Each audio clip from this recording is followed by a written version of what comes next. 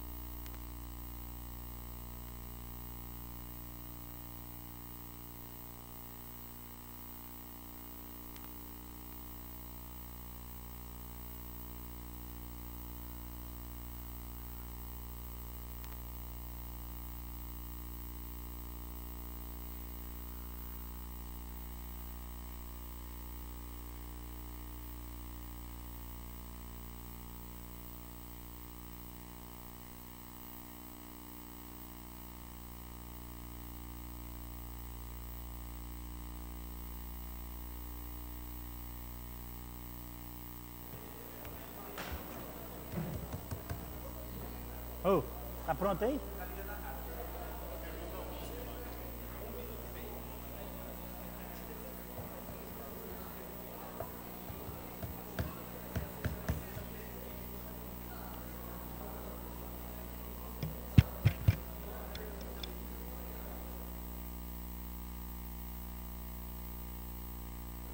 Senhores vereadores, em 2 minutos iniciaremos a sessão.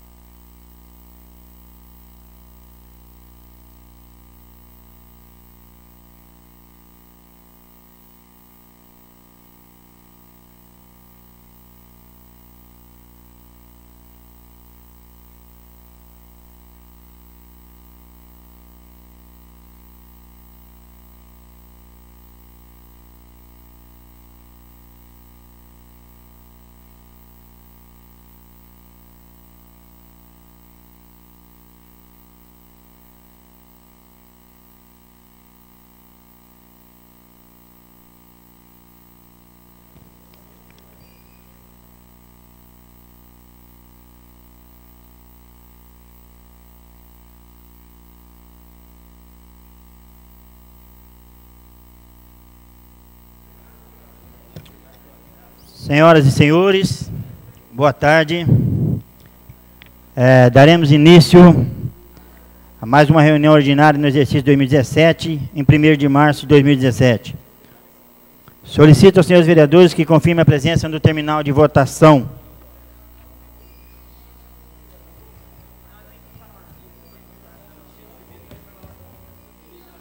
Doutor Edmilson.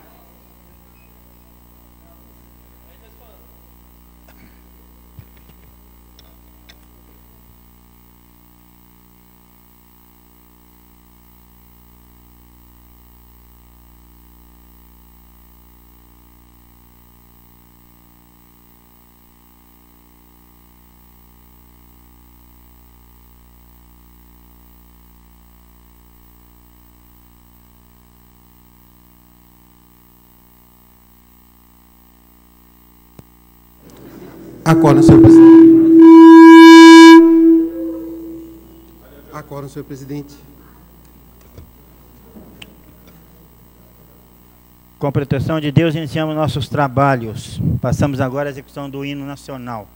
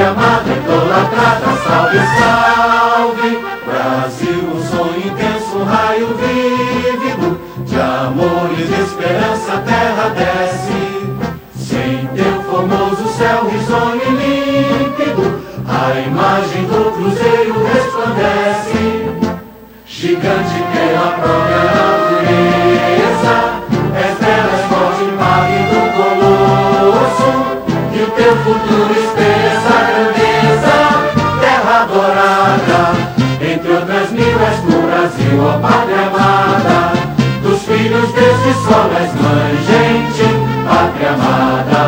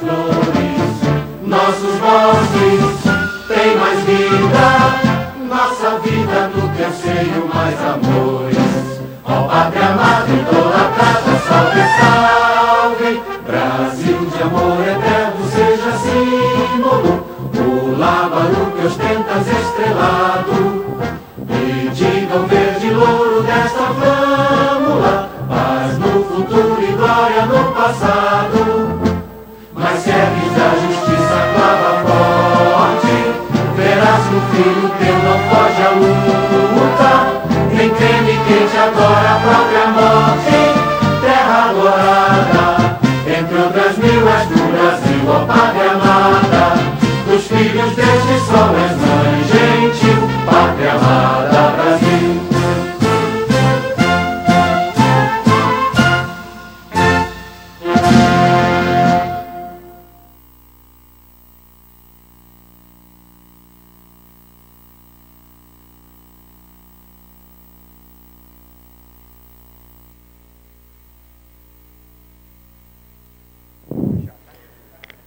Senhores vereadores, mais uma sessão iniciada com a graça de Deus.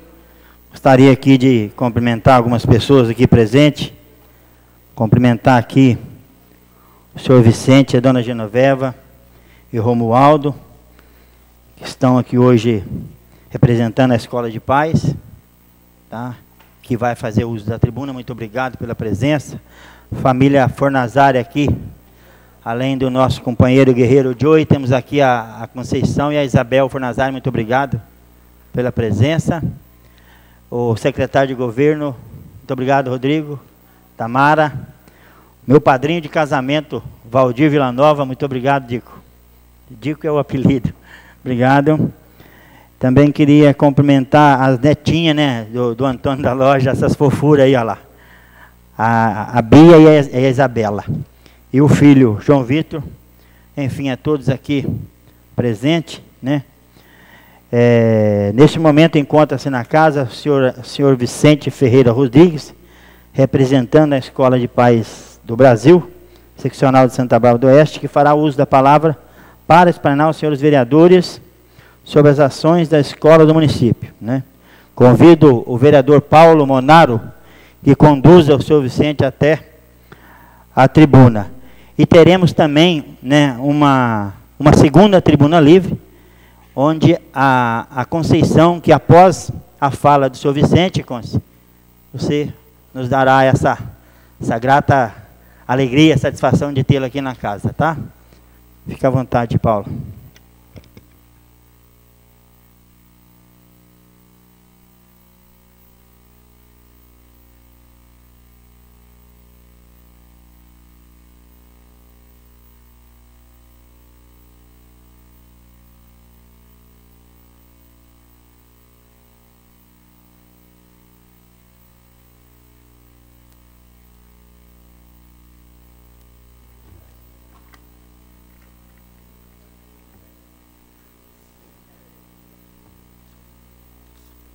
Presidente, só para lembrar, né, aqui, de acordo com o regimento interno, no artigo 173, inciso 4º, o senhor terá 15 minutos para fazer a explanação, tá?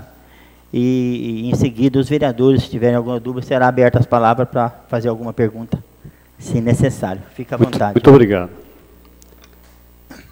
Senhor presidente, Cadu Garçom, vice-presidente Jesus Vereador, primeiro secretário, doutor Edmilson, segundo secretário Joel do Gás, caríssimos vereadores, vereadora Carmina e demais munícipes presentes, boa tarde. Primeiramente, gostaria de agradecer a Deus a oportunidade de estar aqui, e também agradecer a vocês, vereadores, por nos ceder esse espaço para a gente falar um pouco da Escola de Paz, uma instituição que está em Santa Bárbara desde 1998, final de 98, fundamos a nossa escola em 1999. Então, uma escola que está uma instituição de voluntários, que está deste ano, desde esse tempo aí, trabalhando em prol da educação das famílias. E em se falando em família, quando muito feliz a ideia da exposição dos quadros no salão principal de entrada da Câmara, onde a gente viu um dos quadros que retrata bem o valor da família. Gostaria de ler para vocês o que eu vi lá, que vem de encontro à ideologia da Escola de Paz. A família é uma invenção humana, e a África é o berço da humanidade. Foi lugar onde ela surgiu em muitas comunidades africanas. Acredita-se que só conhece a verdade uma pessoa conhecendo a sua família de origem. Sua personalidade, educação e características são definidas a partir da família. O que uma pessoa pode ser ou vir a fazer, sua herança material ou imaterial, depende da origem da família. Então, parabéns pela ideia dessa exposição e desse evento sobre as mulheres. Gostaria também de iniciar aqui com um vídeo institucional sobre a Escola de Paz. Então, Luciana, por gentileza.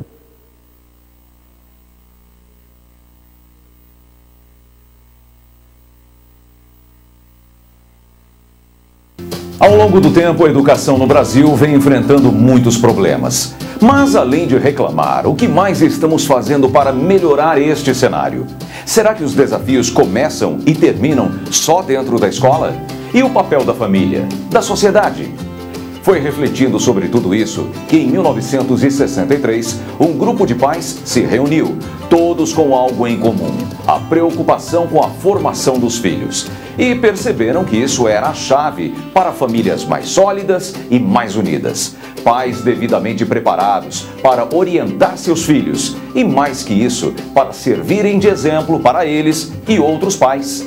A Escola de Paz do Brasil atua em escolas, empresas e junto à comunidade em geral, dialogando com famílias que já têm ou pretendem ter filhos, tendo como objetivo formar verdadeiros cidadãos. Cidadãos têm melhor desempenho escolar e entendem com mais clareza seu papel na vida. Uma sociedade melhor precisa de famílias melhores, em sintonia com seus deveres cívicos, religiosos e sociais. A escola não é um organismo independente da família. Ela complementa o papel da família, dando informação. Para cumprir seu papel de apoiar a família na construção da criança, a EPB desenvolveu uma ampla experiência. Com atuação em vários estados, ela entendeu as diferenças regionais de cada pedaço de nosso país continente. A EPB construiu alianças com organizações internacionais como a Federação Latino-Americana de Escola de Paz e é filiada à Federação Internacional para a Educação de Paz da França. A EPB atua exatamente no ponto decisivo do futuro da educação, a família e os pais dos cidadãos que queremos formar, defendendo valores essenciais como a família, a seriedade, o civismo e a disciplina, apoiados no amor de Deus e dos pais. Estamos presentes em colégios, paróquias, empresas, clubes e centros comunitários, cumprindo nossa missão: preparar pais, futuros pais e agentes educadores para formar verdadeiros cidadãos. Amparada por pilares como a sustentabilidade, o foco em parcerias, a valorização e comprometimento das famílias, a ética e a transparência. Seguindo o exemplo de São Francisco de Assis, comece fazendo o que é necessário, depois o que é possível e, de repente, você estará fazendo o impossível. A Escola de Paz do Brasil é importante porque ela fala sobre a educação num contexto geral. E a gente vê que hoje a sociedade passa por um momento muito crítico com relação à educação. Então a Escola de Paz ela vem trazendo uma cara nova da educação, dos valores principalmente, que com o tempo foram se perdendo. Para mim e para a Escola de Paz do Brasil, principalmente para mim como ser humano, a Escola de Paz passou a valorizar muito o meu ponto de vista como ser humano.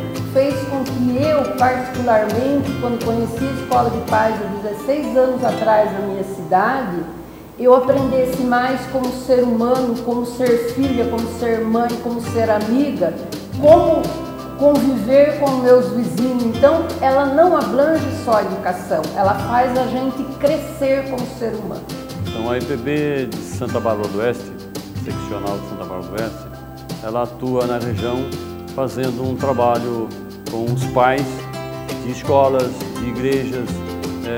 Temos uma parceria com a Guarda Mirim de Santa Bárbara do Oeste, levando sempre o assunto de educação para todos esses pais, esses educadores, cuidadores. Esse trabalho normalmente começa com uma sensibilização. Quando uma instituição nos convida para conhecer esse trabalho, nós apresentamos o objetivo e o que é a Escola de Paz.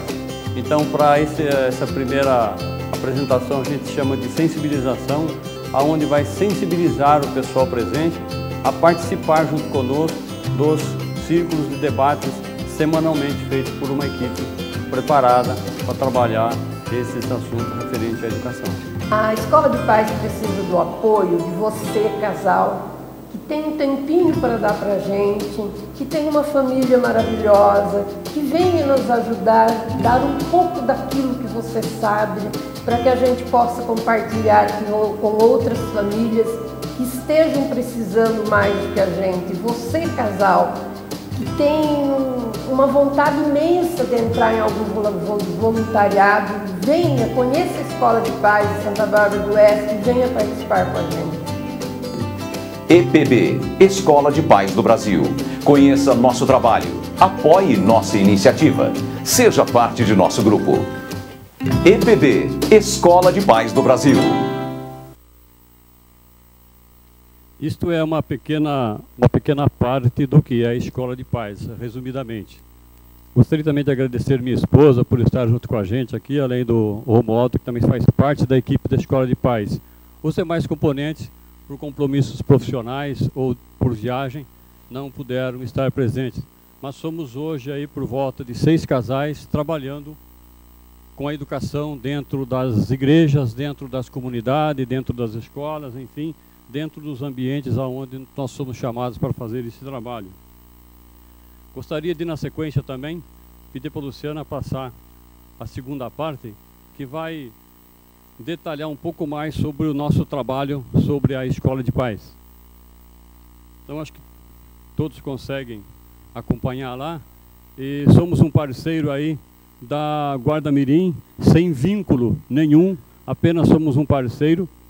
Desde 2007, eles conheceram o nosso trabalho e solicitou para que a gente pudesse trabalhar em conjunto com a Guarda Mirim, trabalhar com os pais. Então, enquanto o adolescente está fazendo o seu aprendizado, a sua inserção na sociedade através da Guarda Mirim, os pais estão trabalhando, estão refletindo, estão debatendo temas sobre a educação. Então, nós temos essa parceria com a Guarda Mirim e já na segunda-feira já começa um novo trabalho para o primeiro semestre. Então, nesta segunda-feira, pais educadores e toda a cidade, além dos pais dos meninos que vão estar lá fazendo o curso na Guarda Mirim, toda a população está convidada a participar. Dia 6 de março de 2017, às 19h30, na Avenida Sábado Roncini, 55, que é a sede da Guarda Mirim Santa Bárbara. Então, quem tiver interessado em conhecer melhor e um pouco mais detalhadamente o trabalho da Escola de Paz, somente comparecer lá a partir de segunda-feira, que vocês vão conhecer mais detalhadamente o nosso trabalho.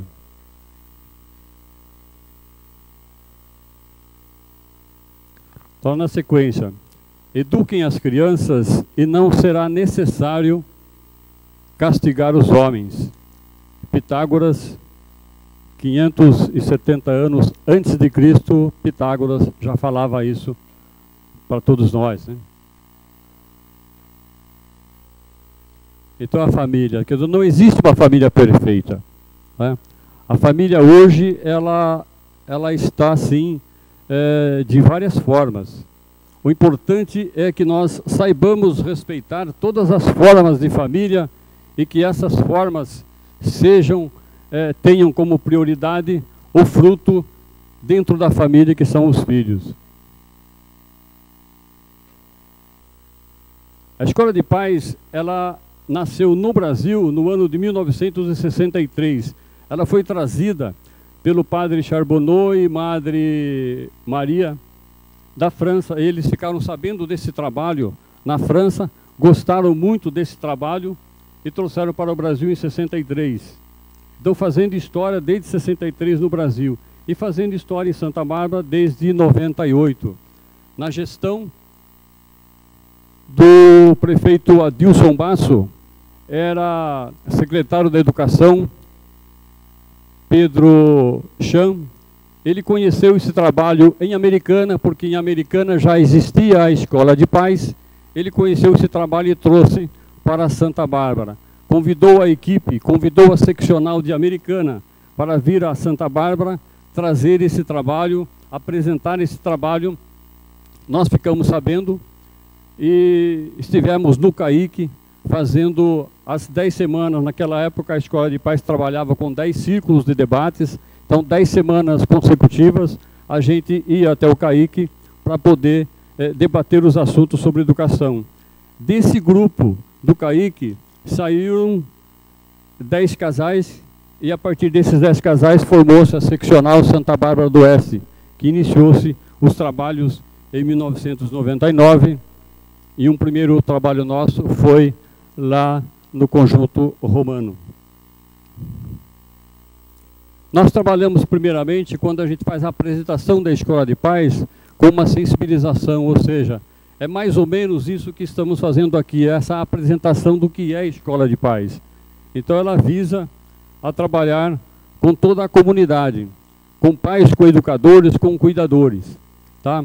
Não, o assunto não é assunto novo, é assunto que você pai, você mãe, você educador, tá já careca de saber. Mas é bom a gente refletir e por que em alguns momentos a gente deixa de fazer aquilo que realmente é necessário fazer dentro do lar, dentro do conceito de educação para os nossos filhos, para aquelas crianças às quais estamos cuidando. A nossa missão, como o próprio Bob, que vocês tiveram a oportunidade de ver, garoto propaganda das Casas Bahia, que fez um trabalho conjunto com a Escola de Paz do Brasil, ajudar pais, futuros pais e agentes educadores a formar verdadeiros cidadãos. E ali mais alguns aspectos sobre a Escola de Paz.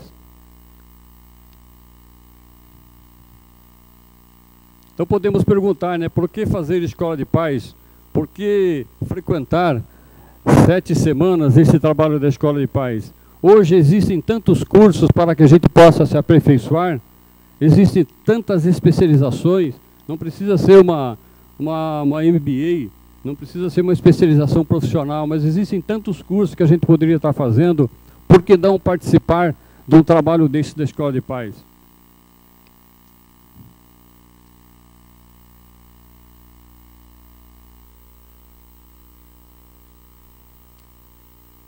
Nós trabalhamos dentro com alguns temas. Então, cada semana a gente coloca um tema em debate a todos os pais, a todas as pessoas presentes no trabalho. Então, a primeira semana a gente trabalha Educar é um Desafio. A segunda semana, Valores e Limites na Educação. A terceira semana, Pai e Mãe e Agentes Educadores. Na quarta semana, a Educação do Nascimento à Puberdade. Na quinta semana, Adolescência.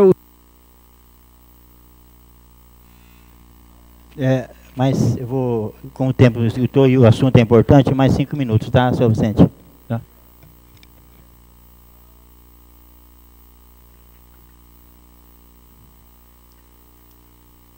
Sexualidade no ciclo de vida da família. E a 7ª semana, Cidadania, Cultura da Paz. Existe também uma 8ª semana, onde a gente faz uma confraternização e a entrega do certificado. Esse certificado, é bom lembrar que ele é reconhecido pelo MEC.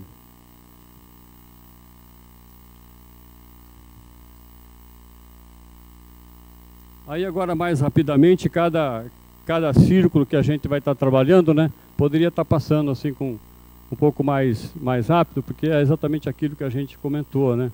Quer dizer, a constante transformação do mundo, que é educar, enfim.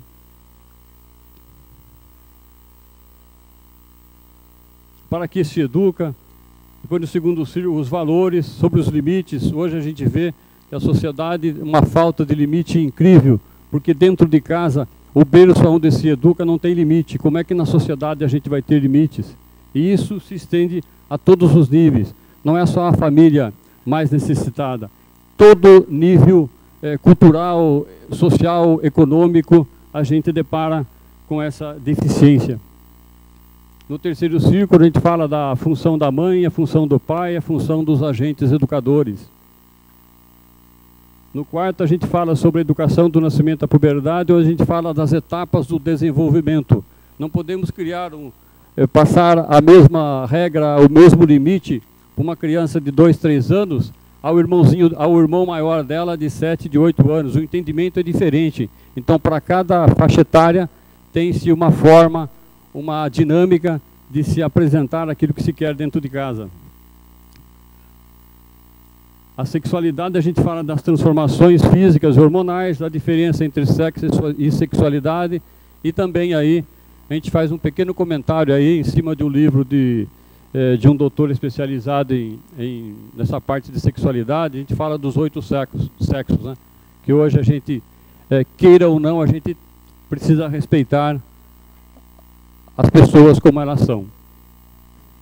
E no 7º círculo fala sobre a cultura da cidadania e da paz, fala sobre direitos, deveres e também sobre os tipos de violência, incluindo Maria da Penha, a violência para o idoso, a violência para a criança.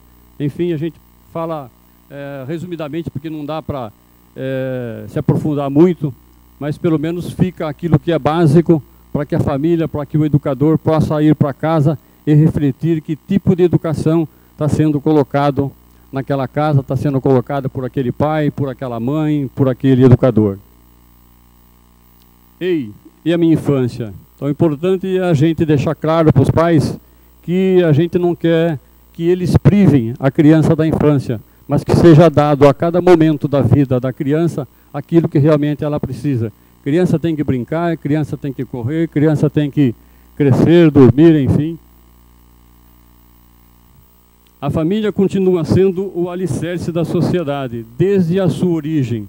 Então, se uma casa tem segurança, amor, cidadania, valores, com certeza o fruto dessa família vai ser grandes cidadãos.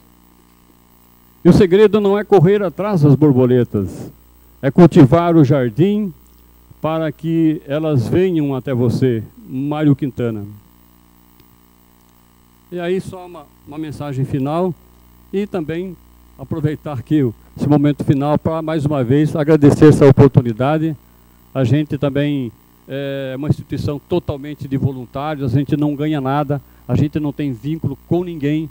A gente até gostaria que alguns dos edis, né, de vocês, dignos vereadores, representantes do povo barbarense, que se pudesse trabalhar em cima de um projeto para que pudesse destinar um pouco de verba para que a Escola de Paz Seccional Santa Bárbara não acabasse, não terminasse, porque a gente não tem nenhuma renda.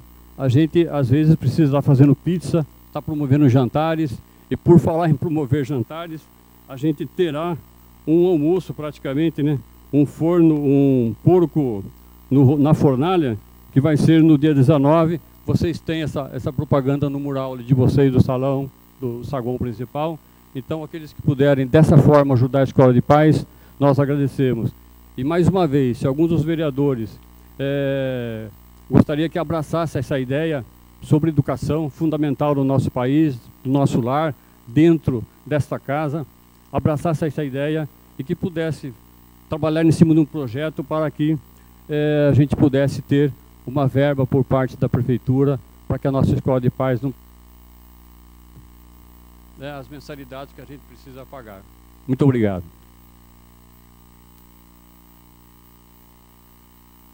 Eu agradeço. Agradeço, Vicente. Está aberta a palavra. Se algum vereador quiser falar, fazer tiver alguma dúvida, quiser perguntar, né? Eu desde já eu agradeço, tá? E deixo a porta aberta da Câmara Municipal sempre que precisar, né? Eu acredito que a Câmara pode ser parceira, né? Até porque nós estamos, juntamente com os funcionários e os outros demais vereadores, nós estamos estudando a possibilidade de trazer a escola legislativa, aonde dentro dessa escola legislativa, eu acredito que poderemos, de alguma forma, poder estar ajudando a Escola de Paz com palestra, né, de vários temas importantes que a sociedade precisa saber e, às vezes, por falta de oportunidade, não sabe. Ainda acredito, né, e muito, que a base da sociedade é a família. Como eu disse, estava conversando com o senhor há pouco, né? E eu educo, né? Acho que tem uma turma aqui que ainda é remanescente daquela educação que só no olhar, né, Conceição? A gente já entendia, né, o que os pais da gente queria, né? E ainda esses dias eu estava no shopping, e aí veio uma senhora uma moça e uma senhora com um carrinho de bebê. E aí a minha filha segurou a porta para que ela passasse. E ela passou e ela estava lá do outro lado, na calçada. Ela veio, passou, minha filha ficou segurando para ela. E ela passou e sequer falou alguma coisa. Aí a minha esposa, num gesto natural, falou, não falou nada. Aí a minha filha falou assim, mãe, a gente não sabe, talvez ela está com um problema aí tão sério, entrou aqui pensando numa dificuldade e nem percebeu. É normal. Então eu acho que tudo isso, quando ela fala isso, ela tem 16 anos, 17 anos, então eu acho que é o primeiro sinal de que você, nós pais estamos, né, ensinando, né, e estão aprendendo porque na verdade nós somos um espelho para eles, né, Vicente, né? E eu acredito muito que se quiser mudar o Brasil onde nós vivemos uma crise política e muito mais uma crise ética, né, na verdade, não adianta nós esperarmos do lado de cima do Congresso alguma mudança. Acho que dificilmente, Fontes, nós vamos ter essa mudança. Mas quer melhorar, invista na família, né? Invista na escola de paz, né? De alguma forma, como tentar achar aí uma forma legal de repente essa escola, e acredito que ela está toda legalizada, né, para receber uma verba estadual ou federal, não sei, mas eu acredito que a base de tudo é a família, a educação, como o senhor disse em termos de limites, né, e está aqui a professora Conceição e sabe disso, as escolas hoje, Ávila, a criança chega na escola sem limites. O educador, ele não tem mais a outra obrigação de ensinar as boas maneiras para a criança. Ele é educador, né? Então, antigamente, a criança chegava com limite na escola. Tinha respeito pelo professor, né? Até medo. Mas tinha respeito pelo professor. Então, tudo isso é de família. Então, se quisermos, tem total apoio nosso, a gente está de porta aberta. Acredito que se quiser fazer o uso desse plenário para um debate maior, você pode fazer o pedido, né? A gente com certeza vai liberar, Vicente.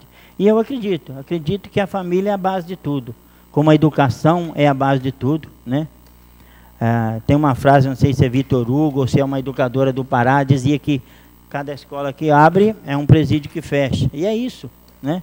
Mas para que isso aconteça, mais do que a instituição escola, né, com professores incluídos, é a educação, os valores que você ouve e aprende dos pais, né? Esse é o maior valor. Então, fique à vontade, né? Eu agradeço, passo para que você possa fazer as suas considerações finais e deixo mais uma vez à disposição a Câmara Municipal. Muito obrigado. Eu que agradeço, senhor presidente, essa oportunidade. E a Escola de Paz, ela enfatiza o seguinte, que as palavras convencem, mas os exemplos é que arrastam. Então a criança, quando vai para a escola, ela é lá na escola o reflexo do que é dentro de casa. Ela vai para a escola, ela é lá na escola o reflexo do pai, da mãe, de quem a educa. Então, se a gente trabalhar a educação, e a gente, se Deus quiser, vai continuar trabalhando nesse tema, pelo menos estaremos fazendo a nossa parte. Muito obrigado. Muito obrigado.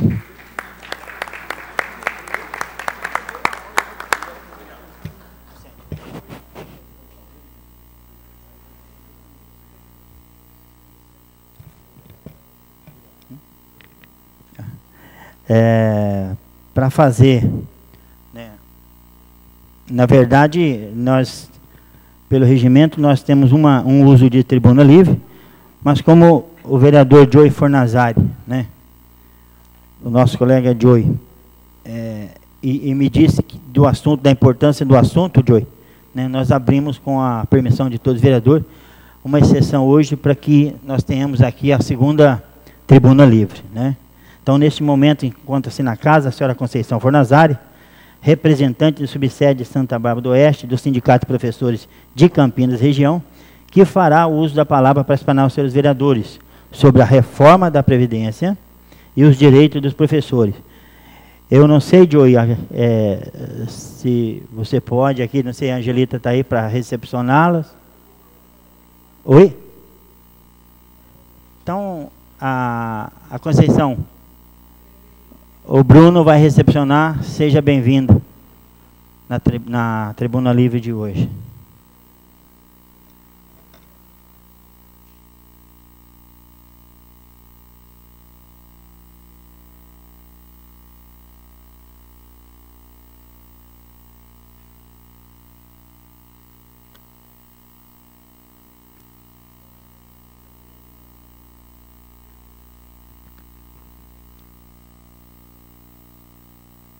Boa tarde, vereadores.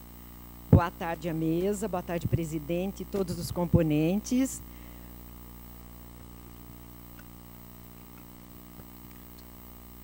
Boa tarde, público presente. Boa tarde, público ouvinte e aqueles que acompanham pelos sites. Eu, por ser dia 1º de março, o primeiro dia do mês da mulher, eu cumprimento a vereadora Germina. E, em nome dela, eu cumprimento todas as mulheres presentes e todas as mulheres de Santa Bárbara do Oeste.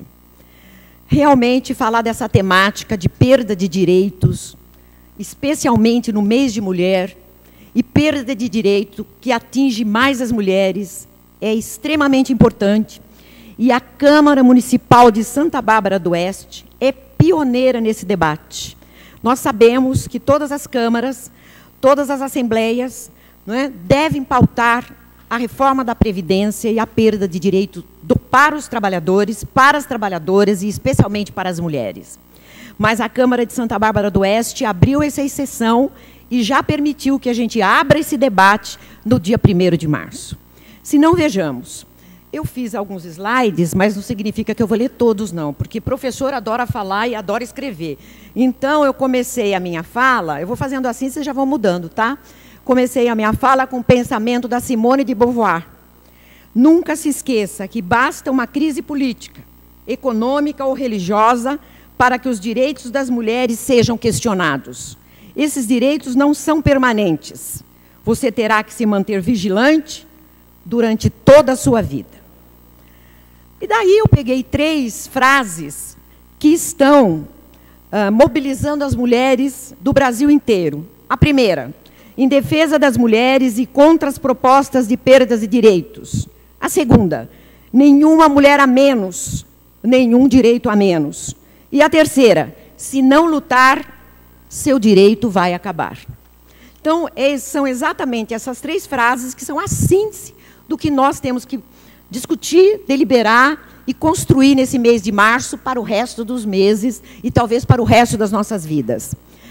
A Previdência ou a Seguridade Social, ela tem base legal e está, essa base, em 2 artigos. O artigo 195 e o 96 da Constituição Federal de 1988. A Seguridade Social compõe 3 itens: a Previdência, a Assistência Social e a Saúde. Portanto, os benefícios da Previdência são um dos elementos da Seguridade Social. E a Previdência significa aquilo que alguns autores chamam de pacto entre as gerações. Os mais novos contribuem para que os mais velhos continuem vivendo, mas vivendo com dignidade. Não é? A Previdência e a Seguridade Social, ela é sustentada por 3 elementos: os trabalhadores, os empresários e o governo. E elas são a base da redução da desigualdade social. Se a gente levantar que tem 29 milhões de pessoas que vivem com a aposentadoria, e se a gente juntar a essas pessoas, mais aqueles que são com seguro-desemprego, com Bolsa Família e outros investimentos sociais, são mais de 90 milhões de brasileiros. Ou seja, quase metade da população brasileira, vivem exatamente da Seguridade Social. A reforma da Previdência é a PEC 287, porque tem que emendar a Constituição, tem que acabar com uma parte da Constituição, por isso que é PEC. Ela foi enviada pelo presidente não eleito, pelo presidente golpista, em dezembro de 2016, para a Câmara. Na Câmara já passou na Comissão de Justiça, está nessa fase agora na Comissão Especial. E logo em seguida vai ter o parecer do presidente. Vai para o plenário, tem 2 votações. Se ela for aprovada, com emendas ou sem emendas, ela vai para o Senado. No Senado, ela tem que passar outra vez pela Comissão de Justiça, vai para o plenário, 2 turnos, se aprovada sem emendas, já vai para a sanção do presidente da República. Se tiver emendas, tem que voltar na Câmara, como os senhores já sabem. Desculpa, a comissão especial foi instalada no dia 9 de fevereiro, tem 87 deputados, e nós que estudamos essa temática temos algumas projeções. A comissão está dividida. 8 já se posicionaram sim à reforma, 8 não, os seus respectivos suplentes, e temos 17 indefinidos. E até os que se posicionaram a favor ou estão indefinidos não são necessariamente da oposição, tem também da base do governo. Então, aí vem a nossa esperança, daí vem a nossa esperança. E um dos pontos que nós temos que bater é a questão da batalha pela informação. O que acontece na batalha da informação? O governo paga rios de dinheiro para dizer que a reforma é necessária, que a reforma é boa e que perder direitos é importante. É bem assim que o governo faz. Por outro lado, as mídias, ou as grandes mídias, também trazem entrevistados, também colocam as Miriam Leitão da vida para dizer que tem déficit e que precisa reformar. Nunca traz um convidado que faça o contraponto. Na questão do tema específico, que é a perda de direito das mulheres, o jornal O Globo, na semana retrasada, publicou a seguinte manchete: na reforma da Previdência, as mulheres serão as menos afetadas. Vocês vão ver daqui a pouco como isso é mentira. A Folha de São Paulo publicou também há algumas semanas que a reforma da Previdência não tem nada a ver com discriminação de gênero. Vocês vão ver como também isso não é verdade. E daí vem aquilo que alguns chamam de mitos, outros chamam de equívocos, e eu adoro chamar de mentira, porque a mentira pode ser camuflada, mas a mentira, chamada de mentira, não tem como. O déficit é mentiroso. Eles dizem que tem déficit porque gasta mais do que recebe. Não é mentira. Não é verdade, é mentira.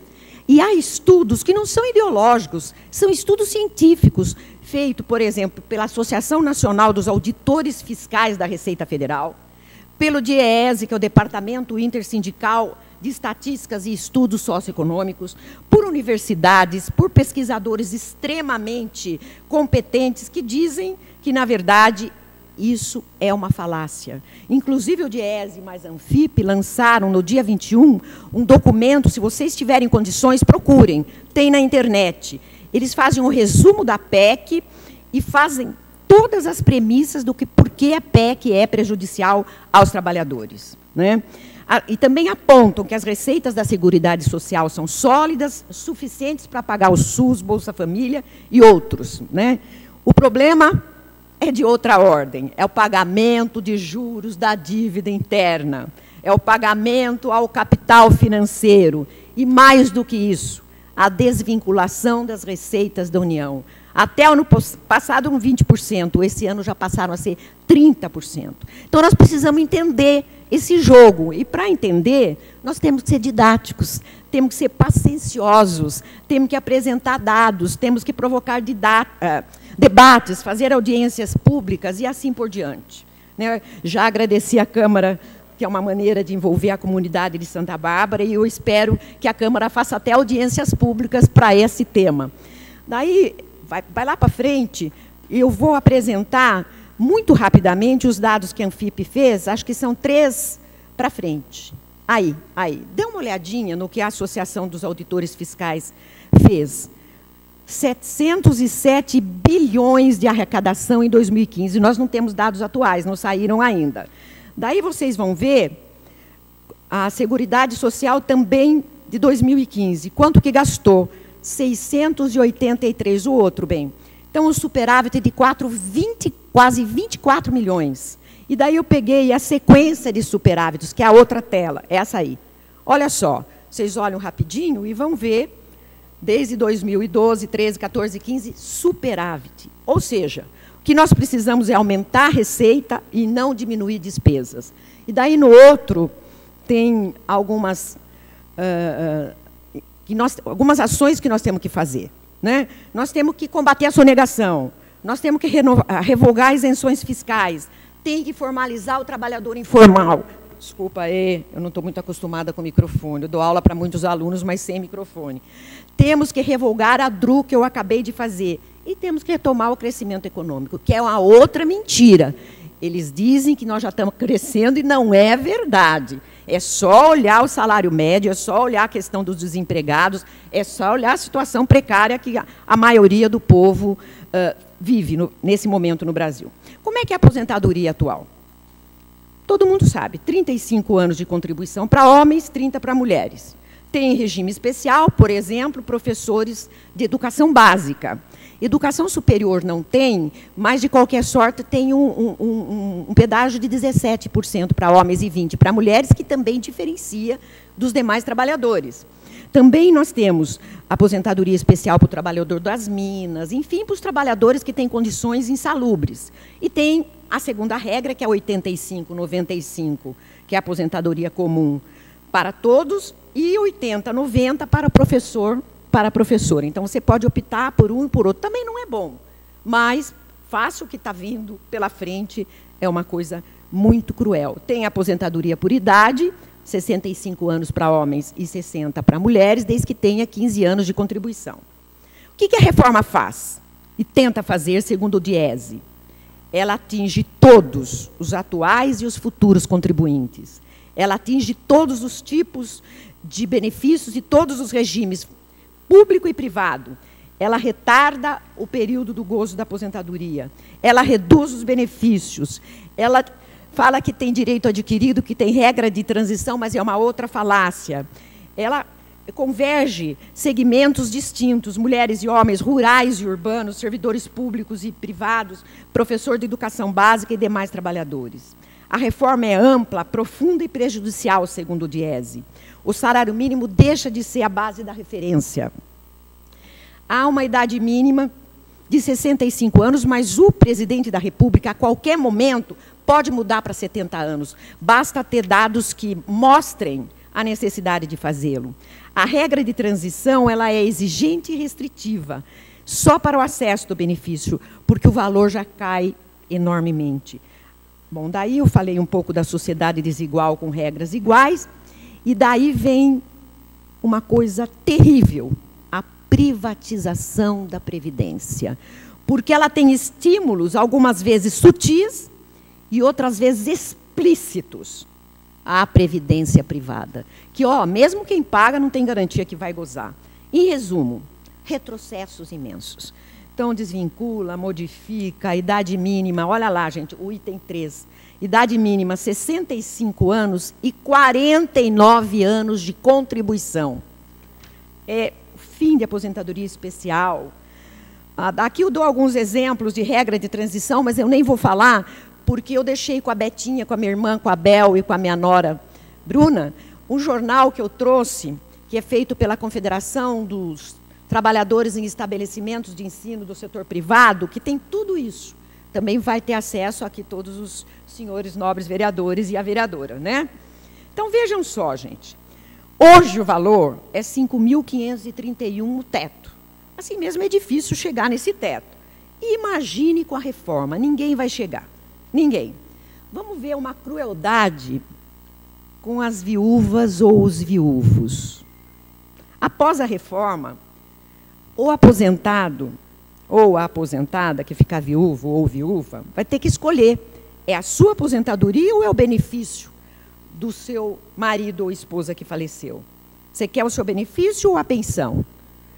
60% do falecido. Vejam só, se ela não trabalhar, ela fica só com 60%. Ela só pode ter um pouco mais se ela tiver filhos menores. Então, para ela ter 100% da aposentadoria do falecido, ela tem que ter 5 filhos.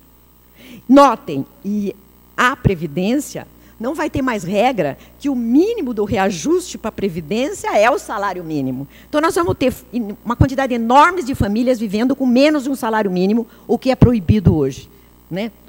Por isso que chama mínimo, vai deixar de ter. Então, a reforma da Previdência é pior para as mulheres. É muito pior, porque ela não leva em condição a desigualdade de gêneros e a desigualdade social entre homens e mulheres. As mulheres trabalham, em média, 5 horas semanais mais que os homens. Em média. Em média. Se a gente contar domingo, sábado, que o homem fica deitadinho no sofá, tomando cerveja, assistindo futebol, e a mulher, vem cá, a cerveja não está gelada. É bom fazer uma brincadeirinha, porque realmente a coisa é tão grave que se a gente não consegue, a gente fica muito amargo. E as mulheres na cozinha. Quem daqui vê mulheres nos bares de sábado e domingo? Os homens estão lá. Onde estão as mulheres? Pois é. Então o nosso trabalho é muito superior. Em todas as classes sociais, viu, gente? Não pensa que é diferente, não. Além disso, a remuneração média das mulheres é 30% menor do que o dos homens. Portanto, a aposentadoria das mulheres também vai ser menor, porque não vai ser nem 100% dos 70% que ela ganha em relação aos homens. Então, ela é muito pior para as mulheres, né? A dupla jornada, a tripla, o tempo trabalhado, o acesso ao benefício, ela penaliza as trabalhadoras rurais, gente. Vocês podem imaginar, não dá tempo de eu explicar, mas o jornal fala alguma coisa. E penaliza as professoras da educação. Posso só terminar isso? Não, OIT. tem mais 5 minutos. O quê? Você também tem mais 5 minutos. Ah, obrigada. A OIT, a Organização Internacional do Trabalho, diz que trabalho penoso não pode trabalhar tanto. É o caso das mulheres, professoras. Vocês já imaginaram uma professora de educação infantil ter que trabalhar com mais de 65 anos? Ter que trabalhar até os 70 anos? Então, é impossível. Uma trabalhadora rural. E daí vem, gente, daí vem as professoras, daí eu vou chegar já nas professoras. Quer ver? Já pode pular uns 4 slides. Eu peguei um exemplo feito pelo Sindicato dos Professores de São Paulo. Ele pegou um exemplo de uma professora com 45 anos de idade e 20 de contribuição. Pelas regras atuais, ela pode trabalhar mais 5 anos, tem o fator previdenciário, mas ela pode se aposentar. Com a PEC, ela tem que trabalhar no mínimo 7 anos e meio, ganhando uma miséria, ganhando menos de 50% do que ela ganha. Agora, se ela tiver 40 anos, leciona há 20 anos, olha o que acontece com ela pelas novas regras. Ela é obrigada a trabalhar 400% a mais. Pode ir para frente, pode ir para frente. Por quê? Ela tem que trabalhar mais 25 anos. É só fazer a conta. Dá 400% a mais. Então, ela, ao invés de trabalhar 25 anos, ela vai ter que trabalhar 45 anos. É descumprimento da Constituição, é ameaça a todo o sistema de seguridade social, é a corrosão da confiança. Ora, se eu sou jovem, eu vou pagar previdência para quê, se eu não vou me aposentar? Então, quebra o pacto das gerações, quebra a confiança e provoca uma sociedade ainda mais desigual. Quem é que vai sentir isso? Os municípios. Por isso que a vereadora e os vereadores têm que ficar muito atentos. Onde vai impactar? Sabem, senhores e senhoras, que o município vai ter que ter uma lei de responsabilidade previdenciária. Ele vai ter que criar uma previdência complementar. E, se não fizer, vai ser punido. Vai ter menos arrecadação, vai ter menos comércio e indústria, vai atingir a classe média para baixo, mais miseráveis, mais excluídos. Principalmente idosos e crianças. A situação é muito grave. Tem um site que chama Aposentômetro, dá lá para vocês verem, verificarem como que fica a aposentadoria hoje ou depois, chama Aposentômetro. Tem as centrais sindicais, as confederações. Enfim, o que está sendo feito hoje? Debates, discussões, audiências, abaixo-assinado, tentativa de instaurar a CPI no Senado. Enfim, gente, o que nós estamos fazendo para impedir que essa reforma passe? Porque se ela passar, nós estamos perdidos. Então, os movimentos sociais têm que ficar muito atentos. Movimento de bairro, Câmara, associação de moradores, sindicatos, não só de professores, mas todos os sindicatos que vão ter as categorias todas dizimadas, né? E daí, o que nós, para encerrar a fala, estamos trazendo hoje para aqui? Dia 8 de março, dia de mobilização nacional contra a perda de direitos. Se alguém acha que não precisa ter 8 de março, só com essas diferenças que eu apresentei aqui rapidamente, já dá para saber que tem. Tem que ter, porque nós, mulheres, somos as mais penalizadas. E é uma oportunidade de a gente fazer esse destaque. Dia 15 de março, nós estamos chamando uma greve nacional. Começou com o setor de educação e agora nós estamos expandindo para todos os setores. Ah, mas não dá para fazer greve na minha escola. Tá bom, vai de roxo. É cor das mulheres e é cor de luto também, que é lilás, na verdade, é a cor das mulheres e dos homens. Faz uma atividade cultural, não dá para sair na rua, faz um jogo. Ah, minha fábrica não dá para fazer isso. Tá bom, o Sindicato Metalúrgico vai distribuir uma cartilha na porta do que significa. O Sindicato dos Têxteis vai. Enfim, gente, esse dia 15 tem que se reverter como grande dia contrário àquilo que querem tirar dos brasileiros e das brasileiras. Muito obrigada.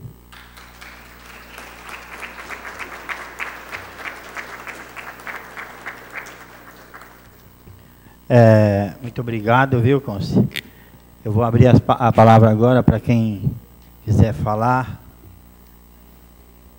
Com a palavra, o presidente do Sindicato Têxtil e do PEN, nosso companheiro Cláudio Perecim. Fique à vontade, vereador. Senhor presidente, demais vereadores, público presente,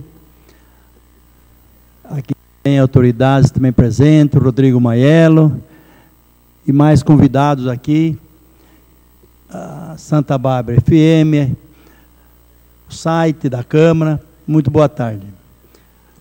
Você foi muito feliz, Conceição, na sua fala, e pela nossa felicidade, ou pelo menos uma felicidade momentânea, é que hoje eu li no jornal de que foi criado uma CPI para verificar a situação da Previdência, né?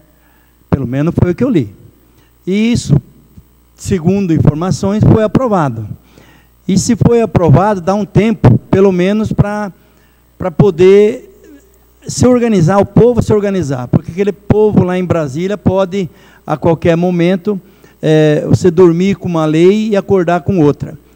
Tomar cuidado. É igual ocorreu aquele caso, aqueles projetos anticorrupção, que 4h30 da manhã aprovaram aí aqueles projetos malucos lá, que não virou nada, mas aproveitaram na calada da noite, onde todos estavam dormindo, para aprovar essa lei.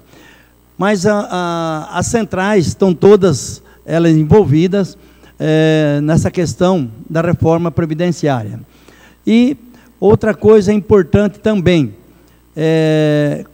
quando se fala em relação a mulheres ganhar 30% dos homens, eu na categoria têxtil até eu questiono, né?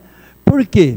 Porque hoje se conquistou, através da Convenção Coletiva de Trabalho, e outras convenções que eu também venho acompanhando, é que não existe uma diferenciação de salário para a mulher. Se ela é tecelã e ela ganha por ponto, se ela virar tanto quanto o homem, e eu sei que tem mulheres que ela não brinca em serviço e ela ganha muito mais do que o homem virando tear, ou virando mordideira, ou ela sendo uma torcetriz, né? E o piso é um piso único para todos, ninguém entra com um salário menor. Então eu vejo que essa tese, eu vejo falar há muito tempo no segmento têxtil, eu não vejo mulheres ganharem salário inferior ao homem, eu não vejo. Por isso pode ter alguns setores da economia que até eu acho que isso prevalece. Mas no setor têxtil eu não vejo essa redução de salário, essa diferença de salário das mulheres com relação ao homem, doutora Germine. Então, eu falo com bastante propriedade, porque é uma área que eu domino já há 27 anos, e trabalhei 15, 17 anos também dentro de uma tecelagem, e eu não vejo mulher ganhar salário diferenciado. E poderá existir, não na categoria têxtil, porque eu não concordo do setor têxtil a mulher ganhar menos do que o homem, principalmente nessa média de 30% a menos. Obrigado, Conceição.